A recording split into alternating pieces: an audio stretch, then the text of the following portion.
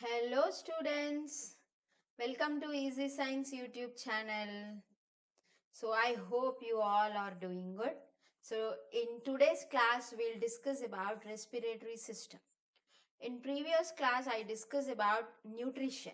In nutrition chapter we understand that whatever food we are eating, that is like the whole food contains complex molecules, like it is comprised of complex molecules. They have to be break down into simple substances, right? That phenomena we called it as digestion, breakdown of complex molecules into simple molecules in order to give simple substances which are digestible, like which are providing energy. See, we are eating food to get energy, but the food we are eating contains some complex molecules which are not able to produce energy. To produce energy, they have to be break down into simple molecules. That phenomena we called it as digestion, right? So the end products of digestion also we discussed, right? Carbohydrates gives rise to glucose, and protein gives rise to amino acids. Fats gives rise to fatty acids and glycerol. So the simple substances obtained, like they are able to provide energy to us. No. Again, these simple substances has to be break down in the presence of oxygen to give energy. See, after digestion, the complex molecules are converted into simple molecules. The main phenomena of taking food is to get energy. After digestion, directly the living organisms get energy? No. Whatever food that get digested into simple substances, again that has to be break down in the presence of oxygen to provide energy, and that phenomena we called it as respiration. So let's discuss about respiratory system in human beings in today's class, that is life processes of class 10th, right? So before going to the class, please subscribe to Easy Science YouTube channel, and like you have in the right hand side corner you have a bell icon. So click the bell icon for all categories. You will never miss an update from my channel. Let's move to the class today. Respiratory system. See, in lower classes also we have studied about breathing. It's not respiration, isn't it, students? We have studied about breathing. So can you tell me that, like, or do you think that respiration and breathing are same? In class 7th also we got this, like breathing. What do you mean by breathing? Breathing stands for exchange of gases. It's just exchange of gases. What do you mean by exchange of gases? Exchange of gases means taking in oxygen, taking in oxygen and release carbon dioxide is termed as breathing. Then what is respiration? See, both the terms are same, are different. We have to understand what is the definition of breathing and respiration. If both the terms are same, we won't use two terms like breathing and respiration. Breathing is just exchange of gases, that is taking in oxygen and releasing carbon dioxide. But respiration means taking in oxygen and utilizing the oxygen for breakdown of food materials to give energy is known as respiration. So this is the main process of our body. This is the very important life process which provide energy. Without energy we are unable to do any work. Even though we are eating food, and in the process of digestion they are break down into simple substances, but after forming of the simple substances, those simple substances has to be break down in the presence of oxygen to provide energy. That energy will be utilized for our body, right? So in today's class, we'll discuss about what are the events or steps that occur during respiration. So respiration means what we understood, taking in oxygen and breakdown of food materials in the presence of oxygen to give energy is known as respiration. So what are the events that occur during the process of respiration? Respiration is a very complex biochemical process because it was taking place inside the living organisms. That's why it is a biological process, and complex because see, it's the food materials has to be break down and provide energy. So this is a very complex process which involves several steps. It does not happen in a single step. Requires, it always occurs in several steps. So what are the, see what now we are discussing about just the events that occur during respiration. So the events occur during respiration are, the first one is breathing, that means taking in oxygen. So that oxygen will be exchanged at the lungs, and lungs are richly provided with blood capillaries. Through the blood capillaries, gas, that is oxygen, is transported by the blood and it will enters into the cell. Again gaseous exchange takes place at the tissue level, and finally cellular respiration takes place. So the final step of respiration is cellular respiration. So what do you mean by cellular respiration? See, breathing means air is moved into the and out of the lungs. Oxygen will enters into the lungs and carbon dioxide will come out of the lungs. So as oxygen enters into the lungs, alveoli, like the lungs are richly supplied with air sacs called alveoli, where the real process of, or the actual process of exchange of gases takes place. And that, like gaseous exchange at lungs level, these alveoli are richly supplied with blood capillaries. Directly oxygen is diffused into the blood, right? And blood transport the oxygen rich, like now blood oxygen enters into the blood, right? So this oxygen rich blood has to be transported into the cell. So when it reaches the cell, again exchange of gases takes place. That is, oxygen, it will enters into the cell and carbon dioxide from the cell will enters into the blood. So again their exchange of gases takes place. Finally, after oxygen enters into the cell, cellular respiration takes place. What do you mean by cellular respiration? See, inside the cell, food materials are there. They have to be break down in the presence of oxygen to release energy. And this phenomena we called it as cellular respiration. It takes place, that is, breakdown of food material in the presence of oxygen to provide energy is taking place inside mitochondria. It is a cell organelle which is present inside the cell, right? That's why it is called as cellular respiration, right? So this is a small activity, right, showing that the gas which are inhaling, that is the gas which is coming out from the nose, contains carbon dioxide gas.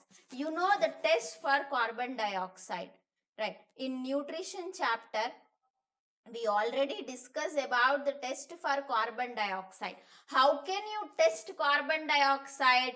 With lime water. So the general activity is, like, the test for carbon dioxide is lime water turns milky, isn't it?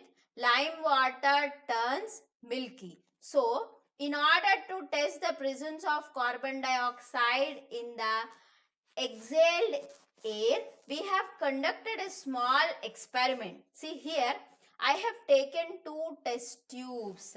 In both the test tubes, what is present? Lime water is present, right? Into one of the test tube, like the person is exhaling, that is, he was like exhaling the air is coming out from his nose and enters into the test tube which contains lime water. In the second test tube, we have sent the gas through a syringe. It is through a syringe. The air is passed into the test tube. Now observe both the test tube. Sorry.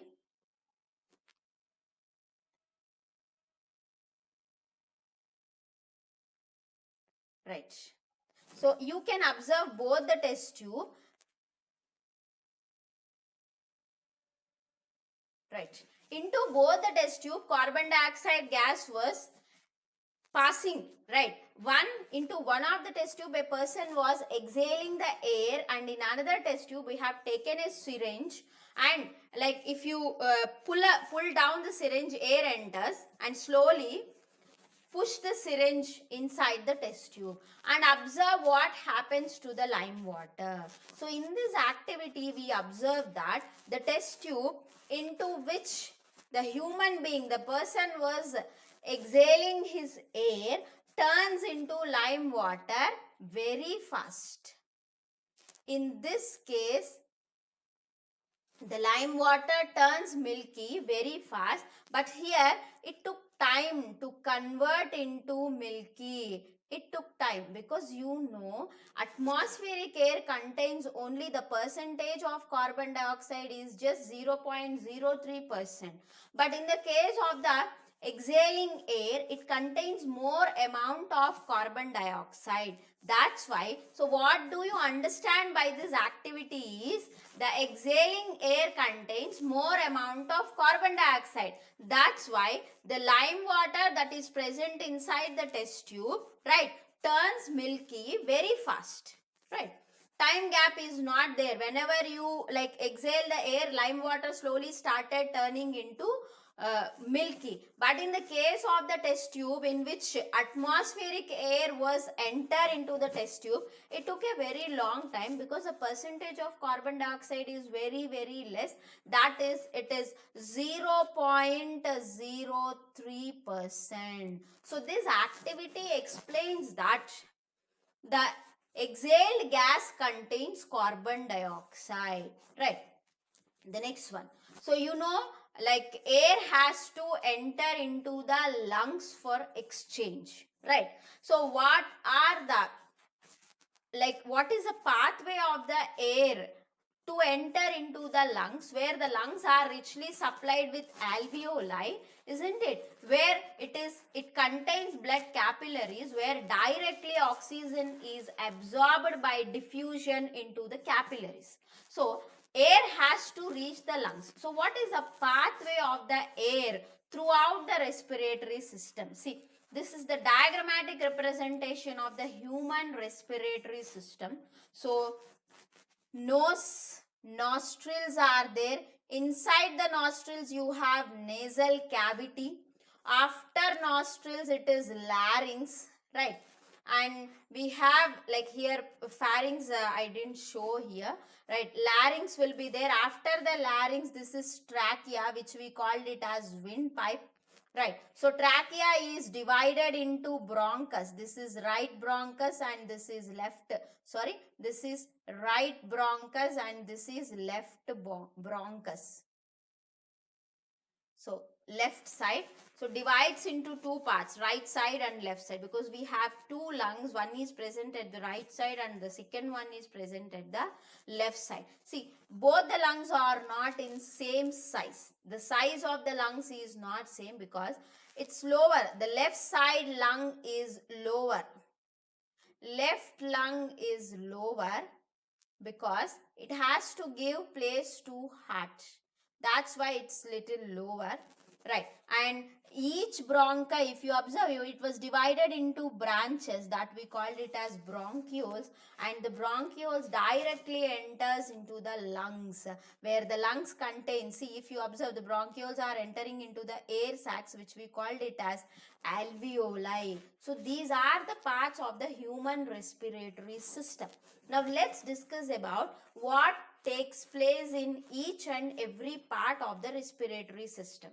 See, nose and mouth, right? So we'll breathe in with the help of the nose and mouth also. So air enters into the body through the nose only or mouth. This is the first part of the respiratory system. So whenever air was taken, it enters into the nasal passage. That means nostrils. Enters into the nostrils, and the cavity which is present inside the nostrils, we called it as nasal cavity. It's called nasal cavity, right? So what is present inside the nasal cavity? The lining of the nasal cavity will always moist the air. Will always moist the air, and it's a common observation that the nasal cavity contains hair in it. What is the use of this hair means? See, air was entering into the body from outside which contains different dust particles. The hair will trap the dust particles inside the air which are present inside the air.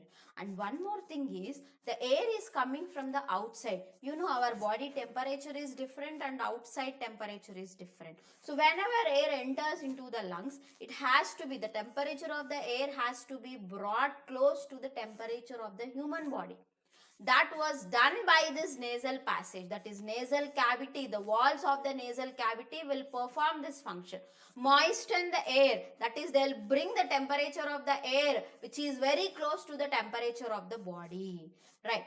So from the nasal passage, that is nostrils, air enters into the next part, that is pharynx. See, pharynx is a common passage for both food and air. See, here I have given. So pharynx is the common passage for both trachea, right? So it's a common passage for both food and air, right? So everybody aware of that.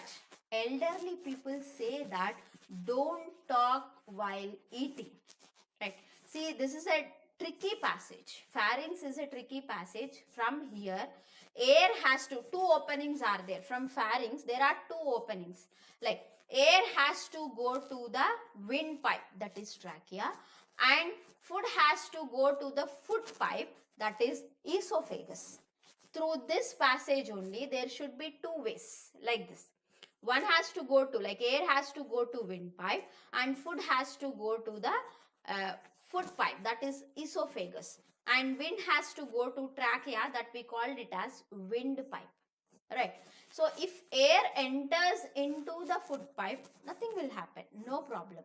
But if food enters into, while eating, if the food enters into the windpipe, it causes choking. Sometimes it may lead to death also, right? So who will help in passage of the air into windpipe and food into the food pipe?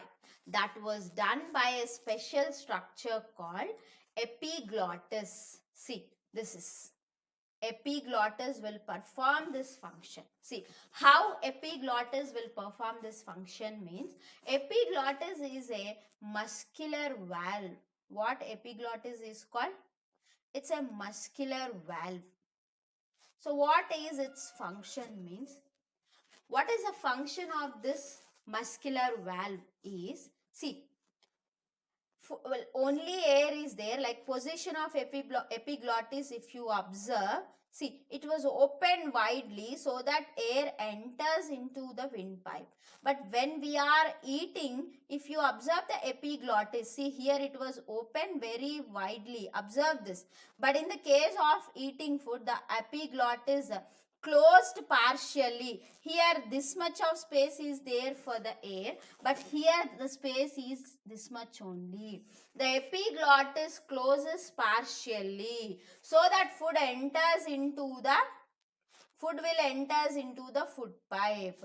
So elderly people will say that don't talk while eating, because when you talk, what will happen is, like sound has to be produced. Like we have this, the second part is larynx only.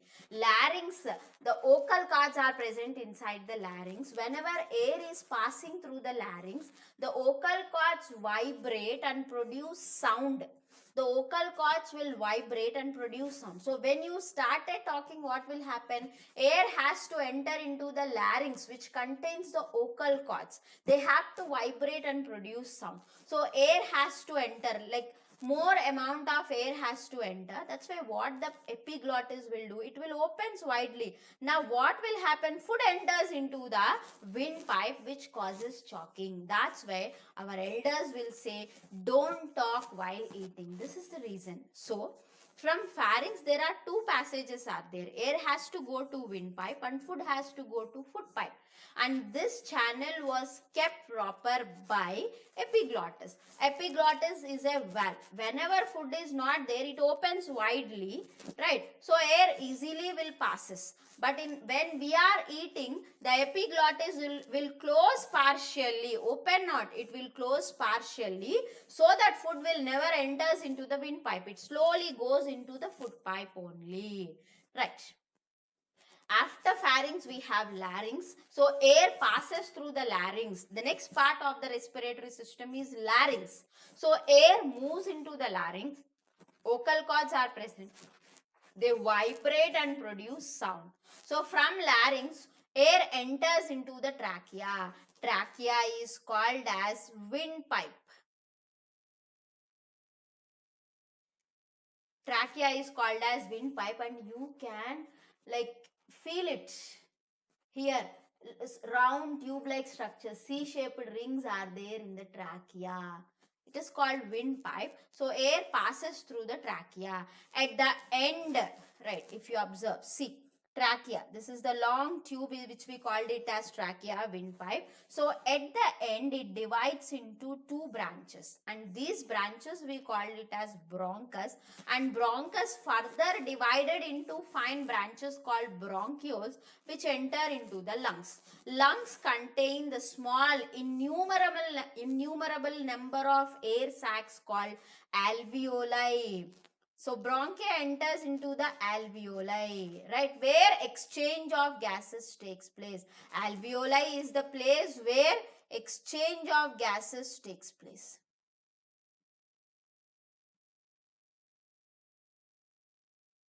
See, we know that whenever anybody asks what are the respiratory organs of human beings, means we'll definitely say that is lungs. But inside the lungs, our alveoli are performing the actual function, that is exchange of gases, that is taking in oxygen and releasing carbon dioxide, will be takes place inside alveoli. That's why alveoli are termed as structural and functional units of our respiratory system. So this is about the pathway of air through which air enters into the alveoli of the lungs, right? So rib cage, see, this is rib cage inside which the lungs are present. Rib cage gives protection to the lungs, and even lung is covered by a double membrane which we called it as pleura. It's Plura. Two membranes, we called it as pleura. Pleura protects the lungs from external shocks. What is the function of this pleura? Means it protects the lungs from small injuries, right? Minor injuries, right?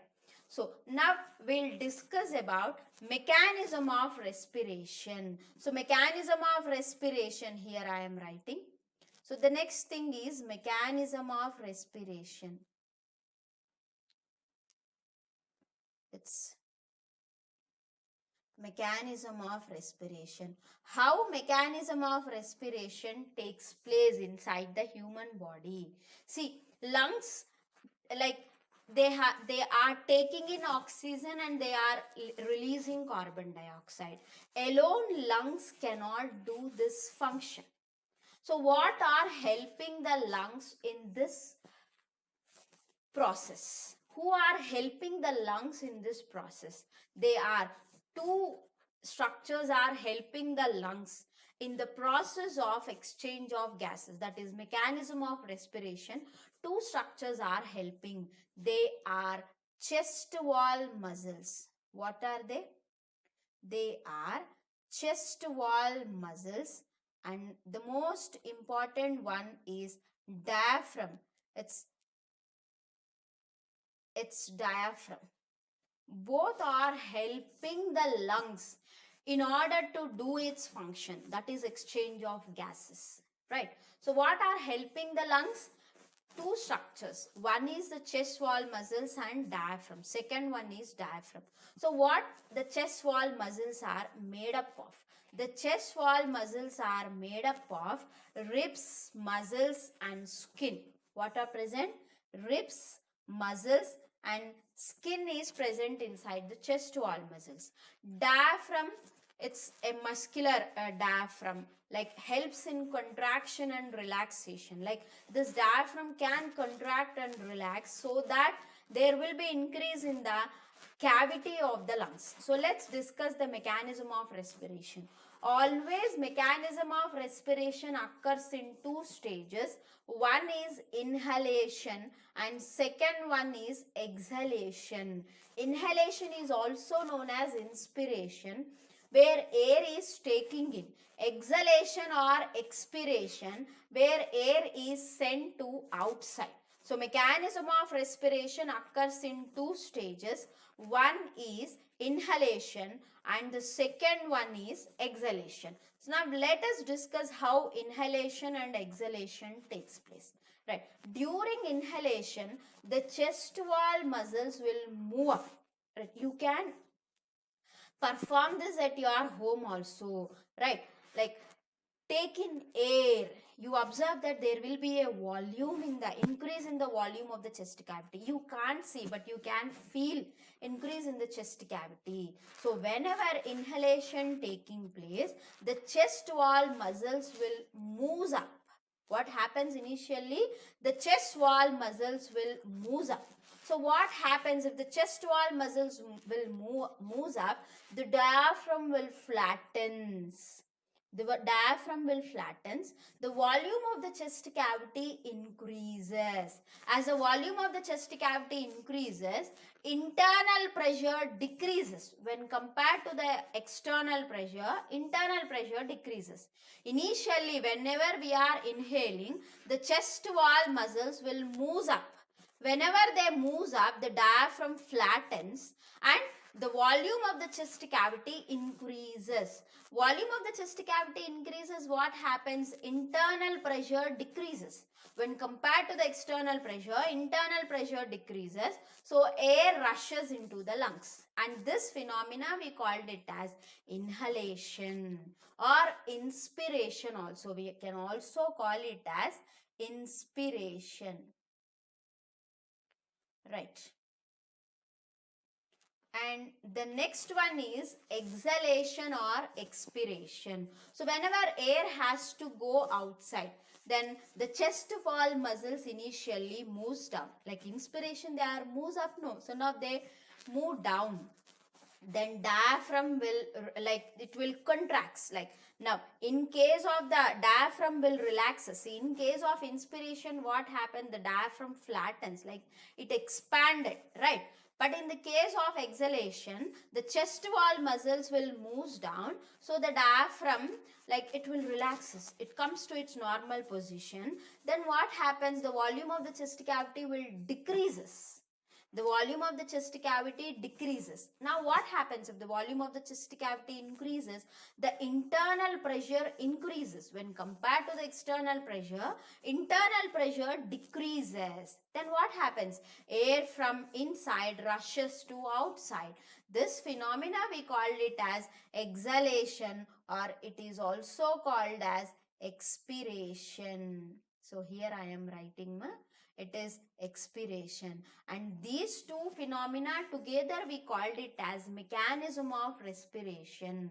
So inspiration, the chest wall muscles moves up, diaphragm flattens. That means it flattens, increases in its size. So volume of the chest cavity increases. Whenever volume of the chest cavity increases, internal pressure decreases. Area increases, pressure decreases. So outside air rushes into the lungs. But in case of exhalation, the chest wall muscles move down and the diaphragm relaxes. Right. So then what will happen? The volume of the chest cavity will decreases. Whenever the volume of the chest cavity decreases, internal pressure increases. So air rushes to outside of the lungs. And this is known as mechanism of respiration. Right. So what is the fate of the air when it reaches the lungs? That is when it reaches the alveoli. What is the fate of the air? right? So into which part it will go, and this we will discuss in the next class, right? Now today we discussed about the pathway of the air, that is what are the events that takes place during respiration, what is the difference between breathing and respiration, and the parts of the respiratory system, role of epiglottis and mechanism of respiration we discussed. See, after entry of the air into the alveoli of the lungs, what is the fate of the air? That means into which part the air will move up. We'll discuss in the next class. I hope you all like the video. Please like, share, subscribe Easy Science YouTube channel. Right corner you have a bell icon. Please click the bell icon for all categories, so you will never miss an update from my channel. So how is the lesson? You can comment in the comment section also. Right. Thank you.